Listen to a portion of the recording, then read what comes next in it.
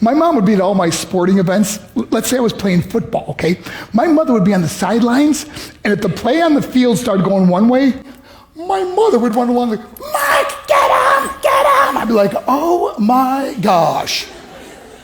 I'd get in the huddle with the other guys. They go, Mark, is that your mother? I go, no, I never saw her before in my life. See, the greatest gift my mother ever gave me, she believed in me. I have overdosed on drugs on 3 occasions where I should have been dead. But I believe I was kept here for a reason. You show me your friends, I will show you your future. How do I know this? I hung out with losers, and I became the biggest loser of them all because I gave up everything I dreamt about as a little boy because of who I chose to surround myself with. My friends would drive me home at 2, 3, 4 in the morning. We'd be drunk and high, laughing in the car. We'd pull up in front of my house in New York. They go, Mark, the light's on. I go, oh man, my mother's up. See, my mom wouldn't go to bed until she knew her son was still alive. I'd walk in, she'd say, hi, Mark, how was your night? I go, it was good, Mom, I'm just gonna go to bed. She goes, can I talk to you for a minute? I go, Mom, I'm tired, I'm just gonna go to bed. She goes, Mark, I haven't seen you all day and all night. Can I please talk to you? I said, man, just leave me alone. You bug me. I'd slam my bedroom door on the one person who believed in me. I was on a worldwide tour and we were wrestling overseas in Japan.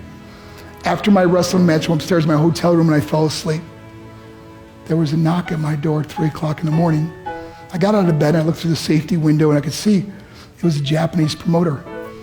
So I opened the door and he said, Mark, you need to call home. There's been an emergency. I went and got on the hotel room phone. I called back to the United States. I said, hey, what's going on? They said, Mark, I don't know how to tell you this. I said, just tell me what happened. All of a sudden they started crying. They go, Mark, I can't tell you. I said, just say it. They said, Mark, your mother died. I just threw the phone down.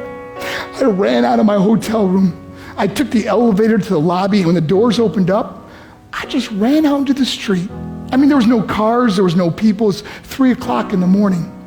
And I walked down the middle of a street in Hiroshima, Japan, and I remember looking up and just saying, Mom, I am so sorry. I flew home for her funeral, and I was so nervous to walk up to her casket, so I just stood way in the back. And I kept looking from a distance. I kept thinking to myself, Mom, please wake up. Please get up. And then I finally got the nerve to walk up to her.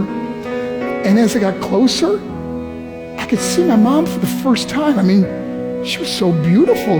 She was dressed in white. I mean, she looked like an angel. And I just stood over it. I said, Mom, you are my hero. Everything I am, everything I hope to be was because of you. You loved me so much. You gave me a life. You're the only one that ever believed in me. How did I repay her? By getting drunk, by getting high, by getting stupid, by hanging out with losers? For what? All she ever wanted to do was talk to me. I wish I could talk to you now, Mom. I wish you could see what I'm doing. Why couldn't I have been a better son? We are defined by our choices. But if you surround yourself with people involved in drugs and alcohol and pills, it's a dead end. I'm not here to preach to you. I'm here to tell you I lived that life. It leads to broken hearts, broken relationships, broken dreams, and death. For what? To get high? If you have a mother or a father, when you go home, tell them how much you love them. See, my whole life was about being rich and famous. I had to be a millionaire. I had to win the race. I had to win the race at the expense of my marriage, my family, my friends. For what? To be all alone in the world? I learned what is truly important, and that is how precious this gift of life is, and our families, and how quickly it can be taken away. See, I no longer live in time. I live in moments. See, it's not what's in your pocket that matters. It's what's in your heart that truly matters. Love Love is just a word until somebody comes along and gives it meaning. You're the meaning.